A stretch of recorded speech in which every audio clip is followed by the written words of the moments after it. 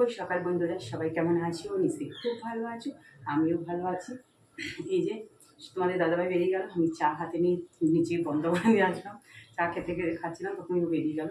আর আজকে আমার একটু দেরি হয়ে গেছে, কোনোদিন ওখানে বসেই খেয়ে নিই। তারপর সকালবেলা তো সূর্য মামা উঠেছে।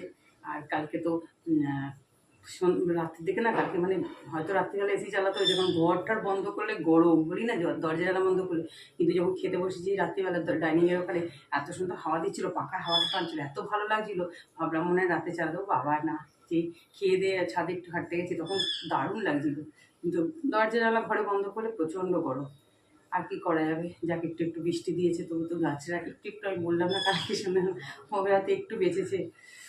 চলো এখন চা খাবো, মেয়ের তো কালকে আবার এক্সাম আছে, এখন মেয়ে পড়ছে। আমার তো কাজ, প্রচুর কাজ পড়ে রয়েছে, রান্নাবান্না সবই রয়েছে।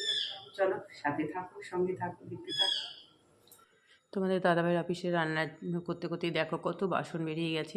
প্রত্যেক দিনই তো মাজি, সেগুলো তোমাদের সাথে শেয়ার করি না। আজকে অন্য পরেও তো আবার বাসন বলি না, 3 থাকে বাসন মাজতে হয়, যে ফার্স্ট টাইম বাসন এই যে কত পড়ে রয়েছে দেখো সব। আর রান্না বান্না করলে চায়ের কাপ ঠাপ দেখো, মেয়েকে হরলিক্স দিয়েছি, সমস্ত কাপও পড়ে রয়েছে। এগুলোকে আগে উদ্ধার করে নিই, যেহেতু এগুলো সিঙ্কে রয়েছে। তোমাদের সাথে চা খেতে খেতে কথা বলি, আর না আগে এইগুলো থাকলে না আমার খুব বিরক্তি লাগে কাজ করতে, জানো তো। ওই জন্য আমি ভাবলাম যে না, আমি বাসনগুলোকে উদ্ধার করে নিই। চলো বাসনগুলোকে উদ্ধার করে তারপরে চলে আসলাম দেখো ঘরে। এবার ঘর ঝাড় দিয়ে নিচ্ছি। আর রান্না বান্না তো করতেই হবে আবার। মানে কি বলবো, সারাটা দিন যে কীভাবে কেটে যায় সংসারে কাজ করতে করতে। শুধু আমার একার নয়, আমার মতো যারা এরকম গৃহবধূ আছে সবারই এরকম একই অবস্থা। মানে আমাদের নিজেদের শরীরের দিকে আর তাকাবার সময় নেই। ভাবি যে একটার পর এই কাজটা আগে করে নিই, এই কাজটা আগে করে নিই, এইভাবেই চলতে থাকে। দেখো সমস্ত ঘর ঝাড় দেওয়া হয়ে গেছে, আর 2টো ঘর মুছে ছেড়ে দিলাম, দেরি হয়ে যাবে। টিফিনও খাওয়া হয়ে গেছে, মেয়েকেও দিয়ে দিয়েছি, আমিও খেয়ে নিয়েছি। এবার দেখো এই যে আজকে তো মঙ্গলবার নিরামিষে, এবার পটলগুলো ভেজে নিচ্ছি ভালো করে। করবো হচ্ছে পটল আলু সোয়াবিনের রসা। আর পটল ভালো করে না ভাজলে কি ভালো লাগে বলো? আর দেখো ওই পটল ভাজলে আমার বিরক্তি লেগে যায়, কড়াটার কী অবস্থা হয়ে যায়। যাই হোক হোক, এদিকে দেখো পটলগুলো ভেজে ওখানে তুলে রেখে দিয়েছি, সোয়াবিনটা একটু ভাপিয়ে রেখে দিয়েছি। আর সাদা জিরে, একটু গোটা গরম মশলা সব ফোড়ন দিয়ে আলুগুলোকে সুন্দর করে ভেজে নিচ্ছি। আর পটলগুলোকে বেশ ভালো করেই ভেজেছি, জানো তো। এবার সোয়াবিনটাও দিয়ে দিয়েছি, সোয়াবিনটা দিয়ে ভালো করে একটু ভেজে নিচ্ছি আলুর সাথে। তাহলে একটু কী বলো তো, ভাজাভুজি করে একটু রান্না করলে রান্নার টেস্টটাই মানে অনেকটাই বেড়ে যায়, আর খেতেও বেশ ভালো লাগে, তাই না? এমনিতেই তো নিরামিষ রান্না, তারপর তো যদি একটু টেস্ট না হয় তাহলে কি আর ভালো লাগবে বলো? রাত্রিবেলা অফিস করে এসে তো একটু খাবে একটু ভালোভাবে।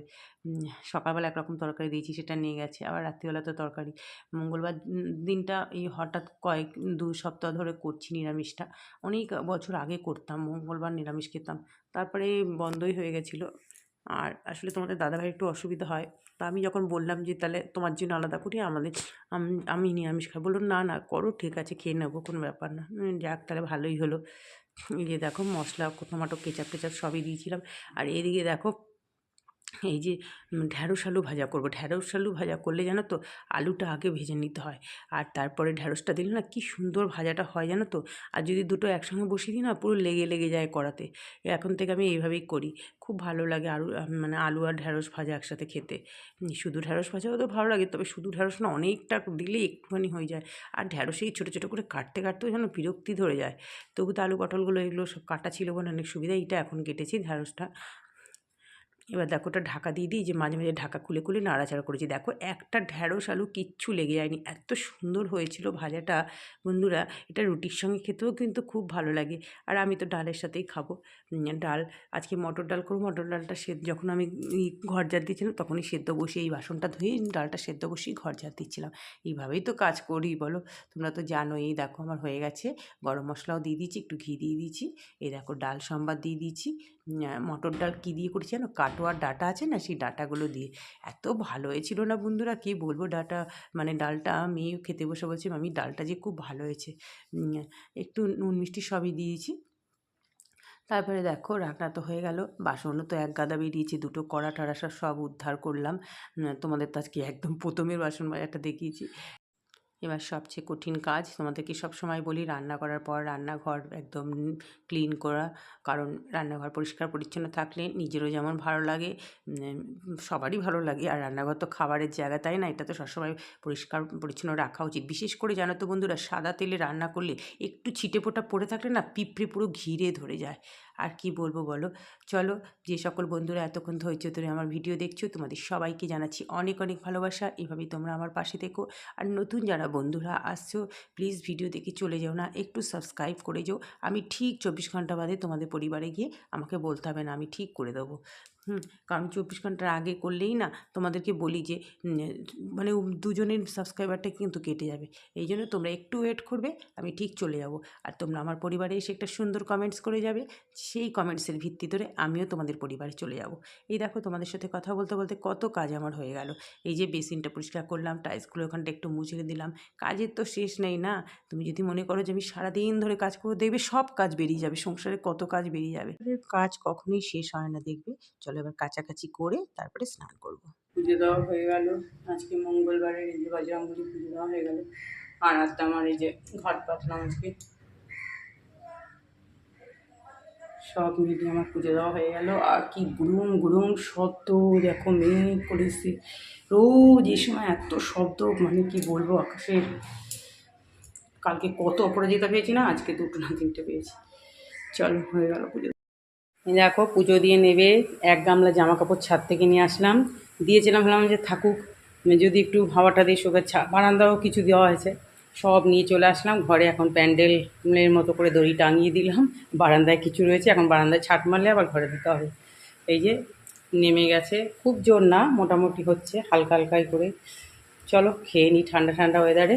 এই যে ভাবলাম মিষ্টি আচার নেবো, আর ইচ্ছে করছে না। চলো খেয়ে নিই, বৃষ্টি পড়ছে তো আর ভালো লাগছে না, গরম থাকলে নিতাম, ঠান্ডা নেই যদিও। চলো খেয়ে নিই। শুভ সন্ধ্যা বন্ধুরা। দিয়ে সন্ধে দিলাম, দিয়ে তখন তো দুপুরবেলায় মানে এমন করে মানে যেন কত মেঘ ডাকলো, কি বিষয়, তখন রোজ আমাদের এখানে এরকম খেলা চলছে। হালকা হালকা বৃষ্টি বৃষ্টি হয়ে বন্ধ বন্ধ হয়ে গেল। এখন ঠিক দেখো, এখন এই সময়টা সব বাচ্চারা যারা যা কোচিংয়ে পড়তে যায় করে, এই আমার মেয়ে যদি এখন এক্সাম থাকতো ফিরতো, এখন বৃষ্টিটা নেমেছে। তোমাদের দাদাভাই একটু বাদে ফিরবেই, কিছুক্ষণ আগে ফোন করেছিল যে কি আনতে হবে তরকারি দেবো। আর দেখো যখন এখন বৃষ্টিটা শুরু হয়ে গেছে, বেশ ঠান্ডা হাওয়া দিচ্ছে, দরজাটা খোলা রয়েছে, সুন্দর হাওয়া দিচ্ছে। আজকে জামা কাপড় তো সব ঘরের মধ্যেই সব দিলাম। এখন আমার মেয়ে ওই ঘরে পড়ছে, ওই ঘরে একটা লম্বা করে দড়ি, সব ফলস দড়িগুলো আমার মানে থাকে টেম্পোরারি, কর্নারে কর্নারে হুক লাগানো আছে, তো এখানে লাগিয়ে আবার গুটিয়ে রেখে দিই, কারণ ঘরের মধ্যে দড়ি করে ওটা তো ঝুলে ভালো লাগে না। দিয়ে এই শোকানোর জন্য এই বর্ষাকালগুলো ইউজ করতেই হয়, আর ওগুলো একটা জায়গায় রাখা থাকে। বেডরুমে দিয়েছিলাম, বেডরুমে কিছু কিছু শুকিয়ে গেছে, এগুলো গোছানো হয়ে গেছে, আবার ওই ঘরে দিয়ে দিয়েছি। প্রত্যেক দিনই এখন আমাকে হালকা ড্রায়ার করে দিতে হচ্ছে। এই যে এখন একটু চা করলাম, চা বিস্কুট খাবো। মেয়ের কাছে এক্সাম হয়েছে, মেয়েটার এত শরীরটা খারাপ না, কি বলবো বন্ধুরা তোমাদের কাছে। মানে মানে কোনো এবারও যা কষ্ট পাচ্ছে, কোনো মাসে মানে এত কষ্ট ওর হয় না। এবার এত যে কষ্টটা মেয়েটা পাচ্ছে, আমি যে এই এক্সামটার সময় এত কষ্ট মেয়েটা, আগের মাসে দেখছি ওর এত হয়নি। আমি হয়তো পেটে ব্যথা করে, সেটা আমারও হয় ওরও হয়, কিন্তু এবার যেন একটু মেয়েটাকে শেষ করে দিচ্ছে। রীতিমতো বিছানা আমাকে কাছে যে আমি পড়বো, কেউ শুয়ে শুয়ে পাচ্ছি না, এত কি কষ্ট, মানে কী বলবো আর কী করবো বলে আমি ওকে বোঝালাম। তো আমাদেরও তো এরকম যে সবাইকেই তো এগিয়ে যেতে হবে, কিছু তো করার নেই, মেয়ের তো হয়ে যখন জন্মেছি কষ্ট ফেস করতেই হবে। তাই ভগবানকে আমি বলছিলাম, ভগবান এই সময়টি এত পেটে ব্যথা দিতে হচ্ছে, মেয়েটার এত পড়াচ্ছে আর এত পরীক্ষা চলছে এখন, সব থেকে কালকে এক্সাম, মেয়েটার এত লেন্দি সিলেবাস না, 2 দিন করে ছুটি দিলে একটু স্টুডেন্টরা একটু ইয়ে করে। কারণ ওই দিন দেখো যেদিন পরীক্ষা দিয়ে বাড়ি ফেরে, কালকেই তো প্রায় 7টা বেজে যায় আস্তে আস্তে। এবার সেই বাড়ি থেকে বেরিয়ে ওই 12টায়, কালকে 12টায় বেরিয়ে গেছে, 12টায় বেরিয়ে 7টা 5টা ঘন্টা ওখানে এতটা জার্নি, পরীক্ষার একটা হেঁটে সব ঝড় বৃষ্টি সব মাথা নিয়ে এসে, এবার তারপরে কি 7টার সময় যে ফিরলে, এসে স্নান টান করে রেস্ট নিতে, তখন তো পুরো ক্লান্ত হয়ে যাবে। তো আর কালকে দেখলাম শুলোই না, কিছুই করলো না, আবার মানে বসে গেল ওখানে, কারণ শেষ করতে পারবে না, রিভিশন মারতে পারবে না, শেষ করতে পারবে না। এবার বড় অন্তত কিছুটা তো, কালকে কী হয়েছে, তারপর রাত্রিবেলা আর টানতে পারছে না, শরীর পিছিয়ে দিচ্ছে, শুয়ে পড়েছে। তাও ধরো শুয়েছে, 12টার পরেই শুয়েছে, মানে বলছে আর পাচ্ছি না। আমি বকা দিয়েছি, আমি কি শুয়ে পড়, শুয়ে কিনে আমি ওকে বলেছিলাম এই যে তুই 1 ঘন্টা একটু ঘুমিয়ে নে, তারপর পড়তে বস। ও দেখলাম বসে গেল, বলছে না আমার এখন ঘুমাবে না, শুধু শুধু শুয়ে লাভ নেই। আমি আর কিছু বলিনি, কী বলবো বলো। আর এত খারাপ লাগে যে একটাই বুঝি যে 1-2 দিন করে ছুটি দিলে তবু ঠিক থাকে। আগের পরীক্ষাটা তবু 2 দিন ছুটি ছিল, এটা তো এই পরপর আছে, কাল বুধবার আছে, কালকে আবার শুক্রবার আছে, তারপরে মানে আবার সোমবার, আবার তারপর। চলো আর কী বলবো, বৃষ্টি পড়ছে সুন্দর, এখন হালকা হালকা ঠান্ডা ঠান্ডা ওয়েদার লাগছে। আর একটু করে বেড দরজা জানা বন্ধ করলে যথারীতি তোমার তখন এসি চালাতে হবে, পাখা মানে এত গরম তখন পাখাতেও হয় না। চলো আজকের মতো এত পর্যন্তই, সবাই ভালো থেকো, সুস্থ থেকো, টাটা।